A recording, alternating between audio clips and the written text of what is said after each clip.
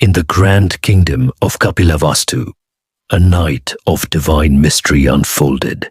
Queen Maya had a celestial vision. A radiant white elephant, holding a lotus in its trunk, descended from the heavens and entered her womb. The sages, upon hearing of this dream, declared, "This child will either rule the world as a great emperor or renounce it to become the greatest spiritual guide." As per tradition, when the time of birth neared, Queen Maya journeyed to her father's home, but fate had its own plans. In the lush gardens of Lumbini, beneath a towering sal tree, she felt the pangs of labor. Holding onto a branch, she gave birth, not in pain, but in divine serenity. And what followed was nothing short of miraculous. From her right side, a radiant child emerged, Prince Siddhartha. The very heavens seemed to rejoice. Celestial music echoed in the skies. Fragrant flowers rained upon the earth, and a gentle breeze carried an air of divinity. But the most astonishing event was yet to come. The newborn, unlike any other, took 7 steps on his own. With each step, a lotus bloomed beneath his tiny feet. Then, raising one hand toward the sky, he declared, "I am the foremost in the world. This is my final birth. I have come to end all suffering." The wise sages nodded in awe, but the royal priest solemnly warned King Suddhodana, "Your son is destined to renounce the world." The king, fearing this prophecy, resolved to shield Siddhartha from all sorrow. He built an opulent palace, a world of luxury where suffering, aging, and death were hidden away. Yet, destiny is never so easily denied. Despite all the pleasures of the palace, Siddhartha's heart remained restless. He longed to see the world beyond his sheltered existence. One day, during a rare excursion outside, he encountered 4 sights that would change his life forever. First, he saw an old man, frail and bent with age. Next, he came upon a sick man, writhing in agony. Then, he witnessed a funeral procession, a stark reminder of mortality. Finally, he saw a wandering ascetic, a man who had renounced the world, yet bore a look of profound peace. Each sight struck him like a thunderbolt. Is suffering inescapable? He pondered. But in the face of suffering, he also saw a glimmer of hope.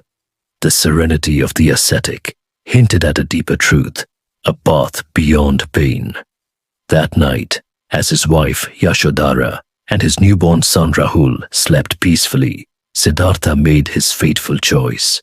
He knew he could not ignore the truth any longer. Silently, he took one last look at his family, and with a heart weighed with love and purpose, left behind his royal life. His faithful steed, Kanthaka, carried him beyond the palace gates, and with a final farewell to his loyal charioteer, Channa, he cut off his princely locks, shedding his past. Now he was simply Siddhartha, the seeker of truth. For 6 arduous years, he wandered through forests, studied with sages, and practiced the severest of austerities. He denied himself food, meditated for days on end, and endured pain in the belief that suffering would bring liberation. Yet, enlightenment eluded him. One fateful evening, weak from self-denial, he sat by the Naranjana river. A young girl, Sujata, offered him a bowl of sweet rice milk. As he ate, strength returned to his body, and a realization dawned upon him. True wisdom lies not in extremes but in balance. Rejuvenated, he made his way to a grand Bodhi Tree in Bodh Gaya. As he sat beneath its sprawling branches, he vowed, "I shall not rise until I have attained the ultimate truth." Thus began his final trial. The demon Mara, lord of illusion, unleashed his fury. He sent terrifying storms, monstrous armies, and his most beautiful daughters to tempt Siddhartha. Yet, the prince remained unmoved. With an unshakable mind, he touched the earth and called upon it to bear witness to his awakening. As dawn broke, a brilliant light illuminated his face. In that moment, he saw the endless cycle of birth and death, the roots of suffering, and the path to liberation. He had conquered illusion. He had become the Buddha, the enlightened one. From that day forward, the Buddha spent his life sharing the path of wisdom, compassion, and mindfulness. His teachings spread far and wide, guiding countless souls toward peace and freedom from suffering. The journey from a prince to an awakened master was not just his.